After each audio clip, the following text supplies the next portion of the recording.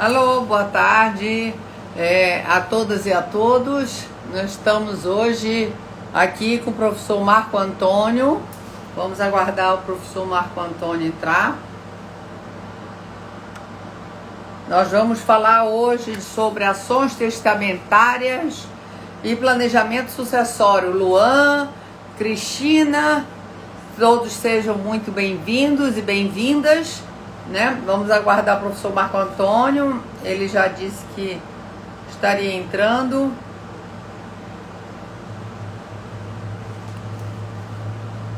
Tati, seja bem-vinda. Camila Zumero, de Belém do Pará. Vamos lá aguardar o professor Marco Antônio, vamos falar de assuntos, ações testamentárias e planejamento sucessório. O que o direito processual tem a ver com direito das sucessões e planejamento sucessório? Débora, boa tarde. Flávia Paiva. Ives, como vai, Ives? Ives Lima. Eu não estou vendo o professor Marcos. Ele disse que estava entrando. Vamos aguardar.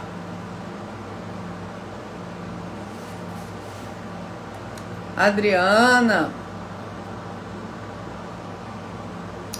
Boa tarde, Débora.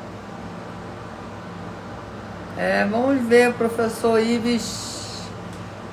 O professor Marco Antônio ainda não entrou. Vamos aguardar. Ele estava no ar. Aí, Marco Antônio entrou. Vamos aguardar ele fazer a solicitação para a gente adicionar ele.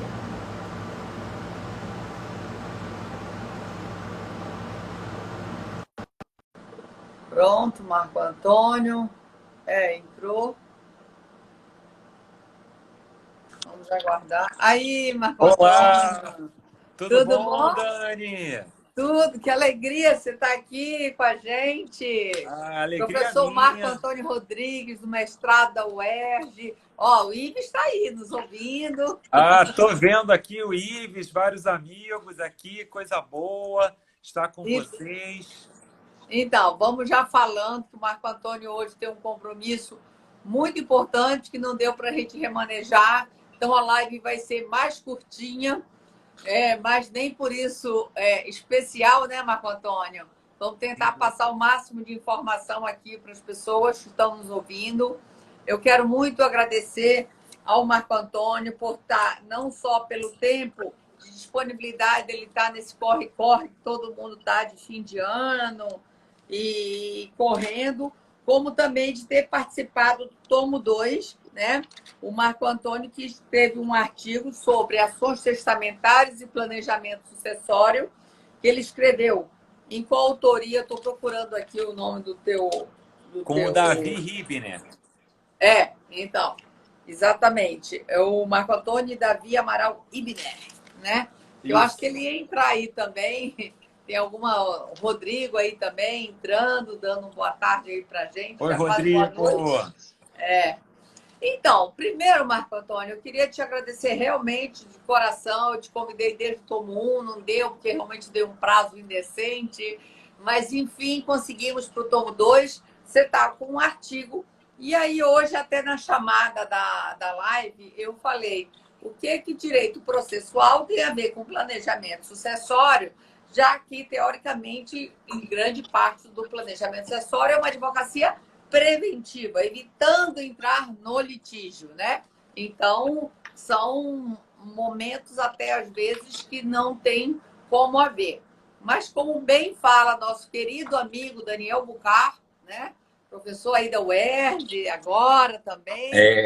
E o Daniel fala que nós não temos um direito das sucessões, e sim um sistema sucessório, aonde ele envolve esse direito sucessório em três tripés. Não sei se você já viu ele falando sobre esse formato, que aí ele fala que é o direito civil, não só direito sucessório, mas um direito civil. O segundo seria o direito processual / direito notarial e o terceiro, o direito tributário, né? Então, ele fala que é um sistema, em função desse sistema, porque hoje, se você tem patrimônio, não tem como também você passar pelo judiciário, né? E aí, assim, tudo assim, um pouco para contextualizar o direito processual com o planejamento sucessório, ou o direito das sucessões, né? Sempre fazendo recorte que temos, dentro do planejamento sucessório, vários instrumentos, entre eles o testamento, que foi o viés que você pegou das ações testamentárias no seu artigo, né? Você trata desde a ação de cumprimento do testamento, de abertura do cumprimento do testamento cerrado, da ação de cumprimento do testamento público, ação de publicação e cumprimento de testamento particular, ação de ineficácia, né, de redução das disposições testamentárias e também ação de invalidade testamentária, no caso, nulidade e anulabilidade. Então, você pegou um viés, fez um recorte super útil em função do testamento ser um instrumento tão aplicado em um planejamento sucessório, né? E eu sempre digo que o testamento ele vem dar uma segurança jurídica em um planejamento, que é um reforço, às vezes, do que você quer para aquele momento. Então, com isso, fazendo essa breve introdução, agradeço mais uma vez a sua disponibilidade de estar aqui, de ter publicado, de estar junto comigo nesse livro do tomo 2, o Arquitetura, lembrando, ele está no meu link, da minha Linktree, do site lá da editora Fórum. E muito obrigada e já passo a palavra para você. Dani, boa noite. Tantos amigos estão aqui com a gente também. Quero cumprimentar.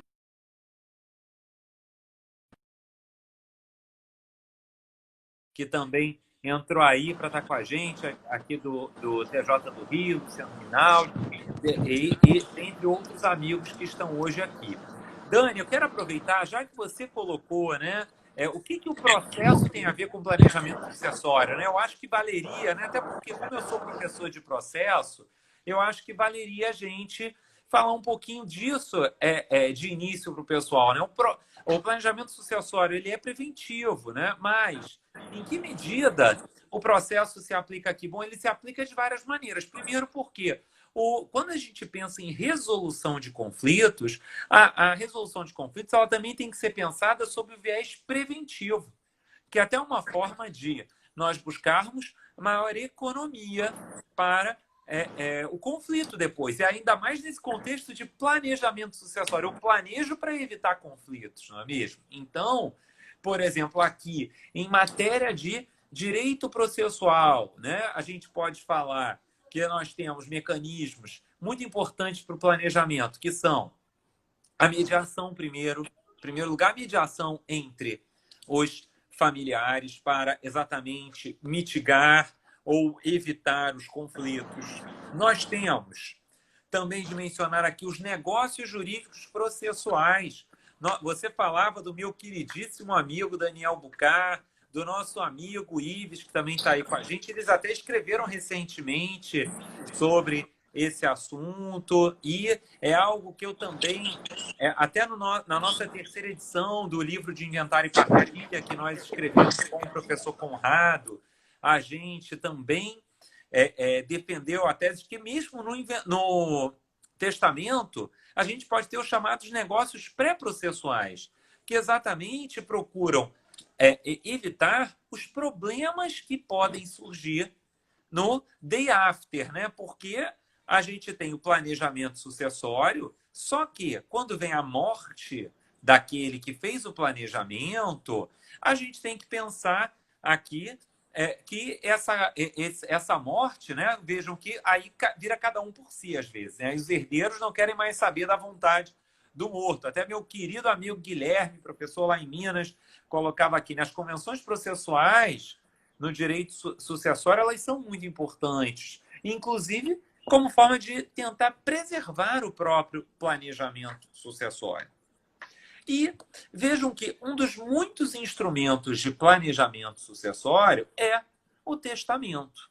Então, o recorte que eu fiz quando a gente foi escrever sobre isso, na verdade, eu gosto muito de vários aspectos aqui, Dani, né? Como eu dizia, a própria mediação no planejamento, os negócios processuais, mas a gente escolheu olhar para as ações testamentárias, porque se o planejamento sucessório ele é feito via testamento, já que o testamento é um dos meios para isso, vejam que nós vamos ter o planejamento, né, nesse caso, podendo ficar em risco com a ação testamentária em que vai ser discutida a regularidade daquele testamento. E aí, o que nós procuramos fazer, Dani? Nós procuramos analisar as diferentes ações testamentárias. E por quê? Porque, de um lado, é importante a gente mencionar para o pessoal que nós temos algumas ações testamentárias que elas assumem, pelo código, o papel de procedimentos de jurisdição voluntária, que são as ações para cumprimento do testamento, que aí pode ser do testamento cerrado, do particular, do público. Do E público. aí, por exemplo, do cerrado, né? A gente vai ter não só o cumprimento, mas a abertura dele também.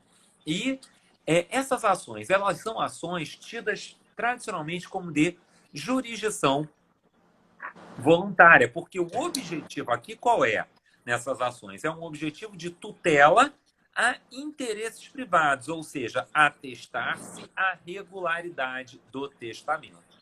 E aí, amigos, vejam que se porventura o testamento contiver um vício, é caso de decretação da nulidade do testamento na ação para cumprimento de testamento? Não. Esse é um erro que a gente vê muito comumente acontecendo, Dani. O advogado acha que nessa ação, que era o que a gente falava depois que o testador faleceu, né? Aí surge a briga entre os herdeiros. Aí alguém quer ver reconhecida a nulidade do testamento. Não é o lugar próprio essa ação. Nessa ação, ou vamos ter a determinação de cumprimento ou a recusa de cumprimento. Porque a cognição dessa ação, gente, vejam, ela é uma cognição limitada ao procedimento de cumprimento de testamento. Essa é uma cognição limitada ao procedimento próprio aí de cumprimento de testamento, ou seja, uma cognição da verificação da regularidade dele para fins de ser cumprido ou não. E por que isso, gente? Porque os amigos que litigam com o direito das sucessões vão lembrar que, no Brasil, a autonomia da vontade do testador não é plena. A autonomia dele é relativa. Então, há esse controle jurisdicional do testamento. Pois bem, agora, aí, e se porventura, Dani, imagine que algum de nós ou alguém que está aqui conosco, seu cliente quer ver decretada a nulidade do testamento por conta de algum vício de vontade, por exemplo. Então, não é a instância própria, como nós falamos, não são instância própria essas ações para cumprimento, mas sim será necessário propor uma ação declaratória de nulidade do testamento.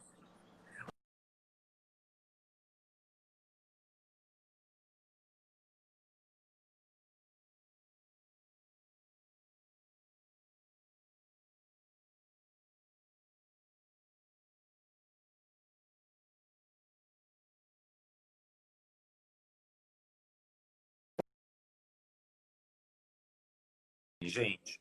E aí Oi, deu pode uma ser até travada. também. Então, estava explicando aqui, Dani, que tudo depende do interesse do nosso cliente. Porque se o nosso cliente, ele, por sua vez, entende que aquele planejamento sucessório está irregular, aí nós podemos até questionar para que não haja o cumprimento a determinação de cumprimento, mas aí pode ser caso da propositura de uma ação declaratória de nulidade do testamento ou anulatória do testamento por conta de um vício de vontade dele, ou até uma ação para redução das disposições testamentárias. Quando, né? Porque a gente tem que lembrar da conservação dos atos jurídicos. O testamento é um ato jurídico que pode ser conservado naquilo que ele no que é válido, né? E Mas, aí, Marco Antônio, só fazendo um parêntese desse tipo de ação, por exemplo, às vezes a gente vê uns erros de nulidade de um testamento onde bastaria uma redução, né? Às vezes, exatamente, principalmente por doação inobciosa. Você vê, às vezes, um testamento sem cumprir com esse princípio que você fala da validade, que não seria caso de uma nulidade do testamento, mas só de uma redução da disposição testamentária, né? exatamente, porque pela conservação dos atos jurídicos, naquilo que for válido do testamento, ele pode permanecer, né? Dá um abraço aqui no professor Flávio Pedron, de Minas, professor Luiz Vale de Alagoas, estão com a gente também aí. Ah, que bom! E então tudo depende do interesse do nosso cliente. Mas lembrando, como você colocava, Dani, que também não dá para ser mais realista que o rei, porque se o testamento puder ser aproveitado, é aquela coisa, né? Se eu posso aproveitá-lo em parte, eu pedir a decretação da nulidade integralmente vai levar a uma parcial procedência do pedido, com consequências para eventuais ônus financeiros do processo, por exemplo, isso tem um risco, né, de honorários da sucumbência, por exemplo. Então, ainda que, às vezes, a tendência de nosso cliente seja eu quero decretar a nulidade de tudo. Vamos olhar com cuidado para isso. Vamos olhar com cuidado porque, às vezes, isso pode ter consequência de gerar os ônus da sucumbência também sobre o nosso cliente, né? Bom, e agora vejam que, por vezes também, Dani, aqui a gente poderia mencionar também nesse ponto um assunto até que eu comentava contigo no lançamento do livro, né? Que quando a gente falava da ação de cumprimento de testamento, por vezes, especialmente quando o testamento é um testamento privado, pode ser que seja necessário até, eventualmente no caso do cerrado, um pedido de exibição de documento prévio, porque pode ser que o testamento, essa é uma preocupação que os amigos que estão com a gente têm que ter também. Às vezes o testamento, ele está de posse de alguém que não está apresentando. E aí pode ser caso de cumular o pedido de cumprimento de testamento com um pedido de exibição desse testamento também. Isso pode ser até eventualmente necessário. Desde que estive lá na Alemanha, no Max Planck, eu lembro que uma das primeiras exposições que eu vi foi do diretor lá, e era um texto sobre questões testamentárias e da tendência quase que mundial de uma certa flexibilização da questão formal dos testamentos, né? Para se aproveitar, inclusive, dentro um pouco que nós estamos falando, o máximo do negócio, né? Das práticas processuais. O que você me diz? Nós tivemos uma decisão recente também, um pouco do STJ, de uma certa flexibilização disso. O que você tem como um processualista a visão sobre essa flexibilização das formas em um testamento, até porque ele tem por característica muito a formalidade, mas, ao mesmo tempo, levando várias circunstâncias em consideração, tem-se tido uma certa flexibilidade, às vezes, essas formalidades.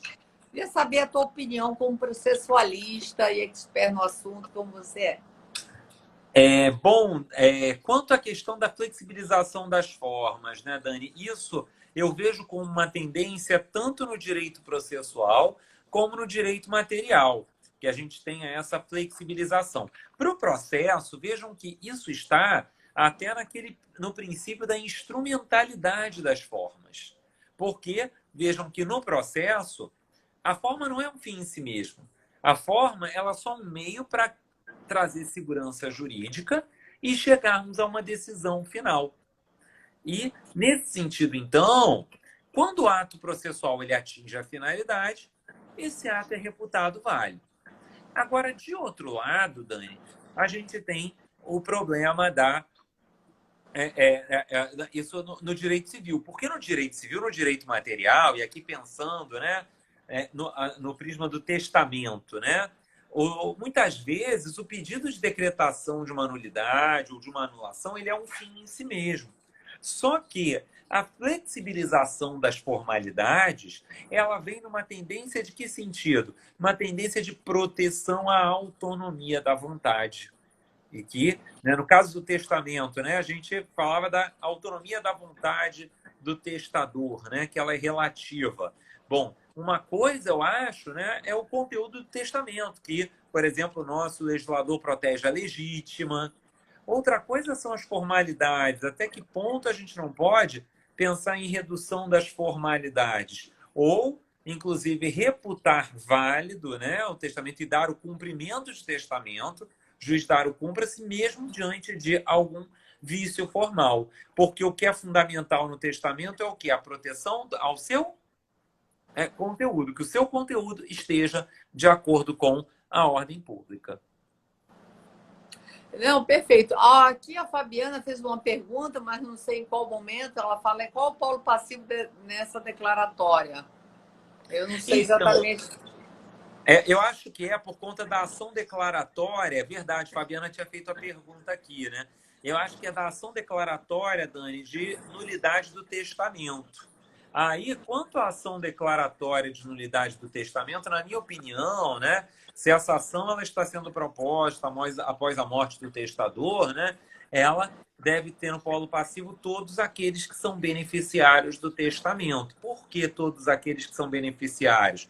Porque a decretação de nulidade do testamento ela leva a uma consequência para a esfera jurídica deles, que não mais vão sofrer os efeitos do testamento. Então, por isso, eles devem integrar o polo passivo. Aí, de repente, a Fabiana podia estar pensando, mas e se algum dos outros herdeiros, para ele fosse interessante a gente ter a decretação da nulidade? Bom, aí, se for o caso, ele pode se manifestar dizendo que ele concorda com o pedido autoral, que ele nunca manifestou qualquer ele nunca manifestou qualquer tipo de resistência a isso. Mas eu tenho que trazer aquelas pessoas, na minha opinião, porque elas serão afetadas pela decisão, por conta desse ponto de elas serem afetadas quanto à decisão.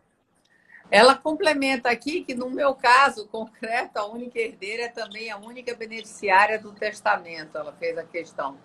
E já emendando uma outra pergunta, já que nosso tempo está curtinho, fala o Ramon pergunta: e a sucumbência só se existir resistência nos demais herdeiros? Então, Ramon, esse ponto é interessante, porque pelo nosso Código de Processo, até a gente extrair isso do 85, parágrafo 10, a lógica dos honorários da sucumbência é o princípio da causalidade. Aquele que deu causa indevidamente ao processo é que vai arcar com os ônus da sucumbência. Nesse caso, veja, os herdeiros que, ao serem citados para essa declaratória de nulidade, eles falarem, olha, mas eu não tenho qualquer tipo de resistência a isso, ao contrário, eu não pedi cumprimento desse testamento. Aí a gente tem que olhar para as circunstâncias concretas, Ramon. A gente vai ter que olhar, porque como a lei não regulamenta detalhes dessa ação, a gente tem que olhar para verificar se esses herdeiros que não resistiram à ação, se eles de alguma maneira estão dando causa a ela. Porque, em princípio, quem vai arcar com os honorários da sucumbência são só aqueles herdeiros que tiverem dado causa indevidamente ao processo. Tá joia. Acho que matamos as perguntas aqui. Também estou vendo a professora Ana Carolina Brochado, de Minas Gerais, do Direito Civil. O Alexandre Miranda, do escritório de processo. Ontem ele estava no lançamento. Eles escreveram até sobre um tema muito interessante no tomo 2, que é a questão da qualificação e quantificação da legítima, né? De como botar, fazer a valoração dessa partilha. E aonde eles juntam a questão do direito civil com o direito processual. Acho que vai ser um artigo que você vai gostar de ler aí no tomo 2. É o Eu primeiro tô artigo até ansioso. do livro, porque no caso o Alexandre também é da área de processo. Eu também ousei, né, falar um pouquinho sobre processo, sobre os negócios jurídicos. Eu falei com a Caroline Pongé, lá do Rio Sim, Grande sei do quem é. Sul. Falamos aí também como uma forma de planejamento sucessório.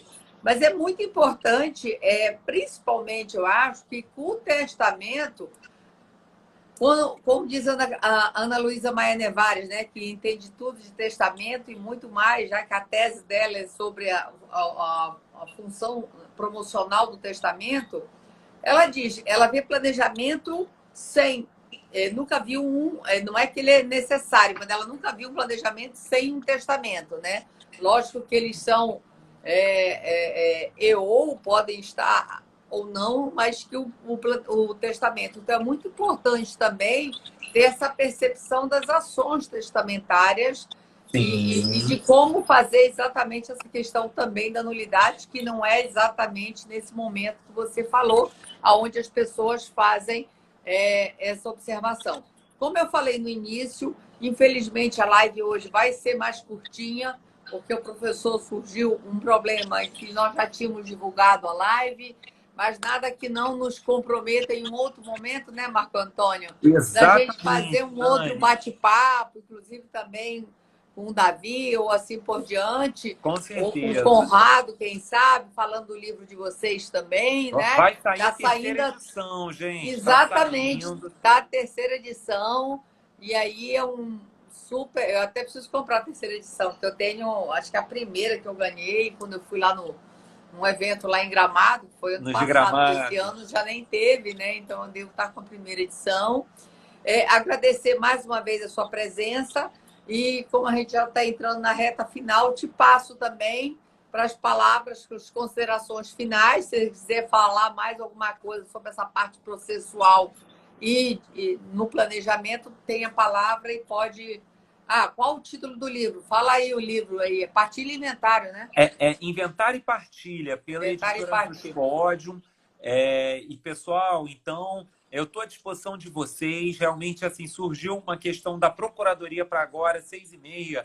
E aí, por isso, pedi desculpa, Dani. Mas aí é bom, Dani, porque a gente combina um outro tema de processo e planejamento sucessório para outro encontro. Vamos Tá, com falar aí. certeza. É só você me chamar que eu venho. Também, olha, pessoal, entre em contato comigo lá pelo meu Instagram, por qualquer Fala dúvida é aí só seu me Instagram. enviar. É Prof. Marco Rodrigues, tá? A gente fica em contato para o que eu puder contribuir. Espero que gostem lá do nosso artigo no Arquitetura. E a gente tem muita coisa aí. O Marcos está falando que ele, inclusive, ele comprou agora o meu mais novo livro, que é de processo judicial e administrativo tributário, também da editora Juspod. Então, vou aproveitar, já que ele falou do livro, para fazer a propaganda. Saiu aí no último mês. Fico muito feliz de ter esse feedback positivo, Marcos. Mas Não, é isso, super gente. importante a gente ter esse retorno aí dos nossos livros. Eu tô com o tomo 2 e agora deve estar o tomo 1 também tá até já esgotou, vai sair uma nova, mas não é uma nova edição, vai ser só uma reimpressão, porque eu já estou trabalhando também no tomo 3 e aí depois eu penso no segundo semestre, eu penso numa reedição aí do primeiro tomo, né? Porque ele é novo, tem um ano, então aí eu mantive e estou trabalhando com novos Sim. temas, né? O Rodrigo também aqui dando um alô para a gente, mestrando lá da UERJ. Marco Antônio, então, super obrigada pela sua disponibilidade e vamos se marcar para ir 2020, uma outra hora, falar sobre um outro tema de processo, tá bom? Fechadíssimo. Inclusive, o Rodrigo e o Ives têm um artigo que linka também direito material, direito imobiliário e questão processual, que é sobre a liquidez. E também é um artigo, eles estão no tomo 2 lá, com um artigo super bacana que você vai gostar bastante. Tá bom? Muito legal. Gente, um abraço, fiquem Obrigada. bem. Beijo, Dani. Beijo, Tchau, querido. tchau. Tchau.